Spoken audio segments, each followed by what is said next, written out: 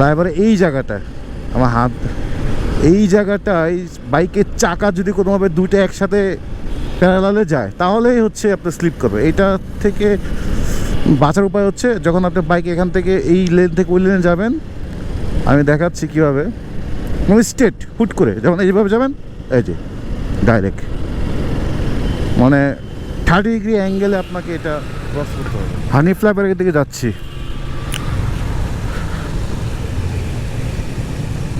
পোস্তাগোলা যাচ্ছি, পোস্তাগোলা একটা কাজ আছে।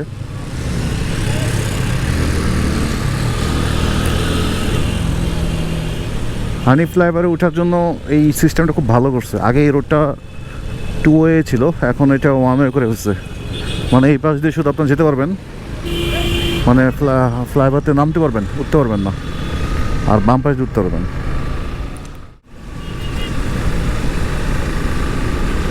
সার্জেন্ট বা তার পিলিয়নের মাথায় হেলমেট নেই। সার্জেন্ট কেন বললাম, কারণ বাইক দেখে মনে হচ্ছে সার্জেন্ট, যেহেতু পুলিশের সাইরেনের লগো আছে।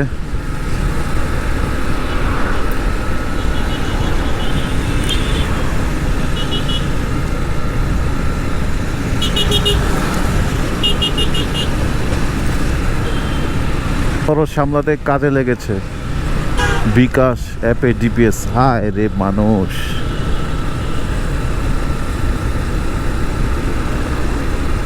মানে টাকা পাইলে অ্যাড করার জন্য স্পন্সর লাইন। এই টাইমে একটু ভিড় থাকেই। বাইকের জন্য আসলে হানি ফ্লাইওভারের জ্যাম খুব একটা কাজে আসে না, চিপার চিপাতে বের হয়ে যায়। টানছি না কারণ হচ্ছে পিছনেও একটা ব্যাগ আছে। ব্যাগ বলতে হচ্ছে বাজারের একটা শপিং ব্যাগ আছে, ওইটা আসলে খুব বেশি জোরে জোরে টানে ওই ব্যাগে উড়ে যাবে। আর যদিও আমি 70, 60, 70, 70 মানে 75-এর উপরে, 75 তো আমি লং রোড ছাড়া ঢাকা সিটিতে কখনোই তুলি না, আমার সাহসই পাই না। পাবলিক কীভাবে সাহস পায় জানি না। আজকে আপনাদের হানি ফ্লাইওভার একটা জিনিস দেখাবো। আমি নিজে এক্সটেন্ড করি নাই এই জায়গাটাতে, বাট আমি দেখছি এই জায়গাটায় বাইক, অন্য কিছু না, মানে এই জায়গাটায় বাইকে শুধু অ্যাক্সিডেন্ট করে। অ্যাক্সিডেন্ট বলতে হচ্ছে নিজে নিজে অ্যাক্সিডেন্ট করে ফেলে। আমি এই বিষয়টা আপনাকে দেখাবো সামনে, যে এই জায়গাটায় একটু রিস্কি। এছাড়া আমার বাইকের ফ্ল্যাশারটা নষ্ট হয়ে গেছে। ফ্ল্যাশার বলতে হচ্ছে ডান বামে যে ইন্ডিকেট দেয়, এই ফ্ল্যাশারটা।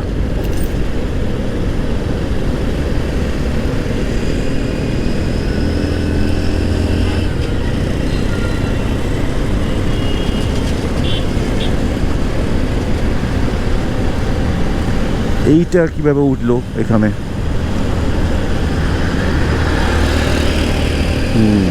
এই যেটা এই জায়গাটা আমার হাত, এই জায়গাটায় বাইকের চাকা যদি কোনোভাবে দুইটা একসাথে প্যারালালে যায় তাহলেই হচ্ছে আপনার স্লিপ করবে। এইটা থেকে বাঁচার উপায় হচ্ছে যখন আপনার বাইক এখান থেকে এই লেন থেকে ওই লেনে যাবেন, আমি দেখাচ্ছি কীভাবে, মানে স্ট্রেট হুট করে যখন এইভাবে যাবেন, এই যে ডাইরেক্ট মানে 30 ডিগ্রি অ্যাঙ্গেলে আপনাকে এটা ক্রস করতে। যদি আপনি আর কম এটা ট্রাই করতে চান তাহলেই হচ্ছে চাকা দুইটা ভিতরে গিয়ে স্লিপ করে যায়। মামা পোস্তাগোলা,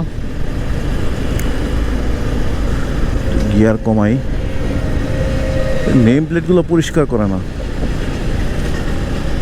ওকে,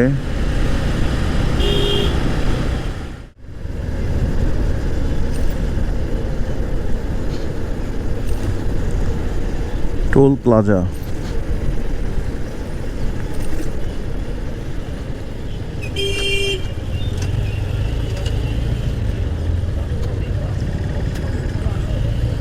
আমি সাইড করে আমি টাকাটা বের করে নিই, কারণ সামনে যে আমি টাকা বের করি মোটামুটি একটু সময় নষ্ট হয়, পিছের জন্য দাঁড়ায় থাকতে হয়। তার থেকে আমি একটু পিছন থেকে আমি টাকাটা রেডি করে রাখি, যাতে ওইখানে যে কোনো লেট না হয়। এটাই উচিত, বাইকারদের সবার জন্য করা উচিত। তা না হলে ওইখানে যে মানি ব্যাগ বের করে দেন হচ্ছে টাকা দিলে সময় নষ্ট হয়।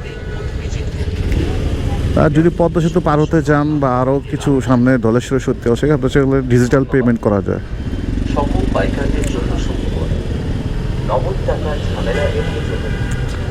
যারা রেগুলার যাতায়াত করে তাদের জন্য ঠিক আছে।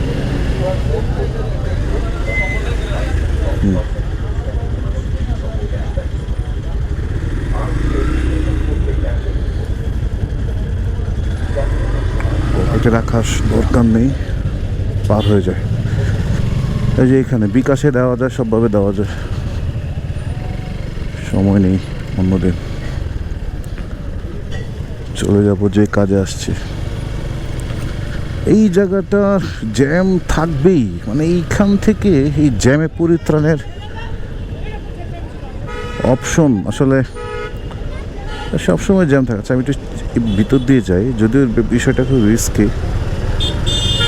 যাই, এখন যাব কোথা দিয়ে? এখান দিয়ে যাব না, এখান দিয়ে যাওয়া যাবে না।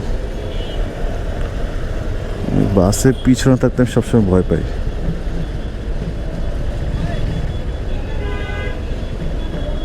প্রাইভেট করে পিছনে থাকে।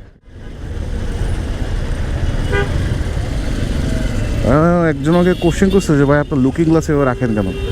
আসলে এই SF এর এই লুকিং গ্লাসগুলো অত্যাধিক বড়, আসলে মানে এত বড় যে ডাইনামো লেগে যায়। আমি লুকিং গ্লাসটা চেঞ্জ করে ফেলবো। নর্মালি সবাই বাইক কেনার সাথে সাথে তখন R15 ভার্সন 2 বা 1 লুকিং গ্লাসটা চেঞ্জ করে, ওই লুকিং গ্লাসটা লাগায়। তা আমি এটা সময় পাই নাই। আমি যখন লং রোডে যাই তখন আমি লুকিং গ্লাসগুলো একটু ওপেন করি, এছাড়া আমি ওপেন করি না। লুকিং গ্লাস থাকলে আমি ডানে বামে যখন আমি মুভ করতে যাই এটা লেগে যায়। এটা আমার ক্ষেত্রে না, সবার ক্ষেত্রে। এই গাড়ি এই মডেলে যারা আছে অরিজিনাল লুকিং গ্লাসটা কখনোই তারা ইউজ করে না। ওটা সাইজ একটু ছোটো থাকে, এই পর্যন্ত থাকে।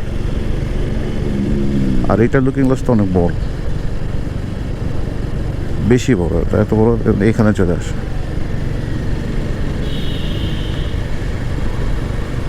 ঠিক আছে, আমরা মাওয়া রোডে উঠে গেলাম। বাইক জোরে টানতে পারছি না, কারণ হচ্ছে পিছনে ব্যাগ আছে।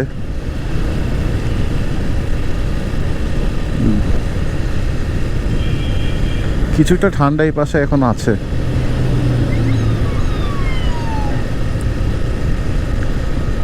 এই CNG দেখেন, এটা উঠতেই পারছে না। এটা উপরে ওঠা কি দরকার? তোর যাত্রী আছে মাত্র একজন।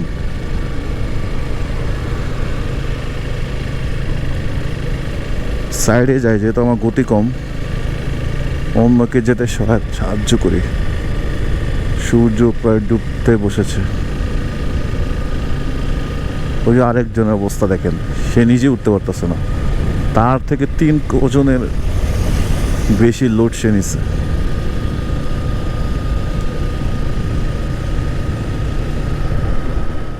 উপরে উঠে যাচ্ছে।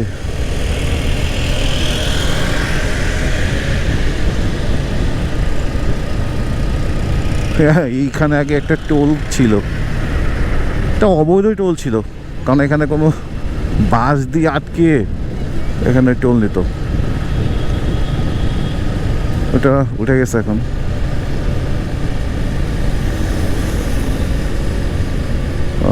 পোস্তাগোল্লা ব্রিজ।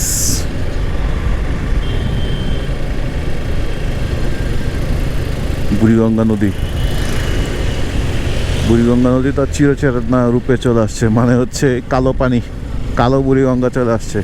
এতদিন ছিল সাদা বুড়িগঙ্গা, এখন চলে আসছে কালো বুড়িগঙ্গা।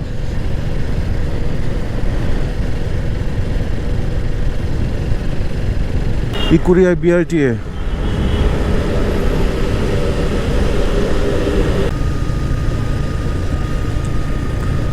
আমরা বামে চলে যাব, মানে আমরা রাজেন্দ্রপুর যাব। যেহেতু রাজেন্দ্রপুরে নামার জন্য কোনো কাটা নেই, ওভারপাস নেই, তাই আমরা এইখান দিয়ে নেমে যাব, এখান থেকে ঘুরে যাব। যদিও বিষয়টা ঠিক না, কিন্তু এভাবে যেতে হবে, কিছু করার নেই।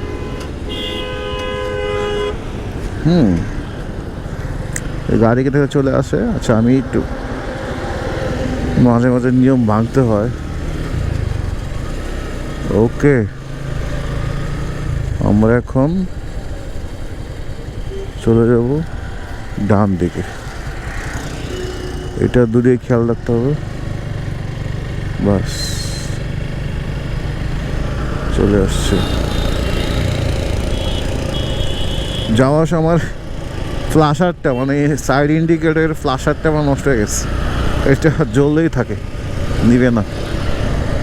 এটা এটা দেখি যাওয়ার সময় বংশাল থেকে নিয়ে নেব। এটা খুবই ইম্পর্টেন্ট।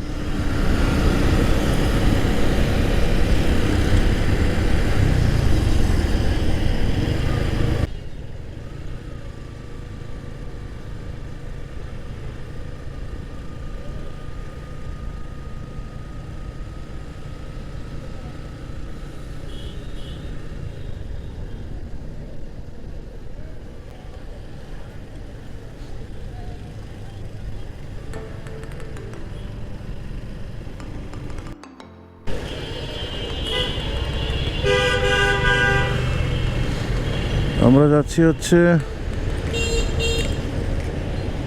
কেরানীগঞ্জ, রাজেন্দ্রপুর। এই জন্য আমরা রোড ক্রস করে আবার ডান পাশে চলে আসলাম। ডান পাশে এসে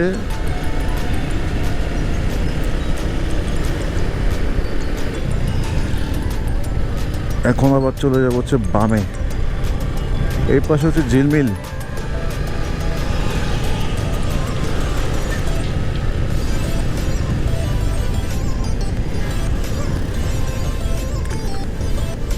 ঝিলমিলে দিয়ে যায়। ওকে, সুন্দর রাস্তা। মন খারাপ থাকলে এসব রোডে একা একা হাঁটলেও মন ভালো হয়ে যাবে। মানে মন ভালো হওয়ার একটা খুব সুন্দর এলিমেন্ট। এখানে আগে প্রচুর নিম গাছ ছিল, এই গাছগুলো কেটে গেছে। এখানে প্রচুর নিম গাছ ছিল, এখন আছে, মানে বড় ছিল।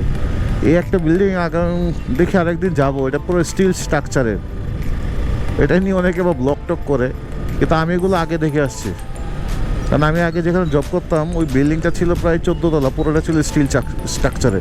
এখানে তো মাঝখানে ইট আছে মানে লিফটের জন্য। আমার ওইটাতে কোনো লিফটও ছিল, মানে ইটের যে জায়গাগুলো, লিফটের জন্য যে স্পেস ছিল সেখানেও ছিল লোহা, মানে টপ টু বটম লোহা। আর এখানে তো কিছু কিছু তার ইট আছে। এটা অনেকে দেখতে যায় যারা দেখে না এই স্টিল স্ট্রাকচারে কোনো একটা প্রজেক্ট হতো। বা যাবো একদিন, যাওয়ার সময় এটা দেখে আসবো। এই রোডে সবচেয়ে ভয়ঙ্কর অবস্থা হচ্ছে সিএনজি আর অটো রিক্সা। এরা কখনোই কোনো রুলস ফলো করে না। ডান থেকে বামে, বাম থেকে ডানে হুট করে এন্টার নিয়ে নেয়। এটা একদম সবাই মাথা রাখবেন। এখানে আসলে আমার নৌকাটা দেখে আমার খুব আফসোস হয়। নৌকা মানে জীবনের প্রতিটি পদক্ষেপে নৌকা ছিল। মানে ফুটওভার ব্রিজ, সেখানেও নৌকা।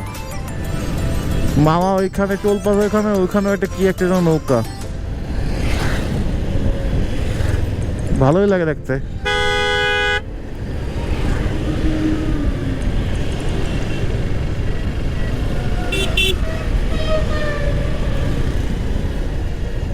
চলে আসছি কাছাকাছি।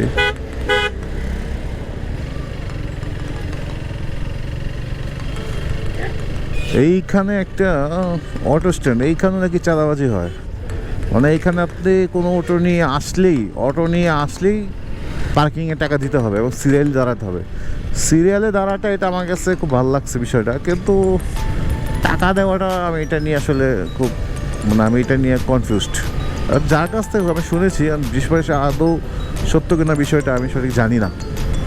মানে ধরেন আপনি কোথা থেকে অটো রিজার্ভ নিয়ে আসছেন, আপনি এই রোডের অটোই নিয়ে, মানে যেই অটোকে নিয়ে আসছে সেই রোডে চালানো, বাট এখানে সে যাত্রী নামালেই নাকি তাকে টাকা দিতে হবে 10 টাকা।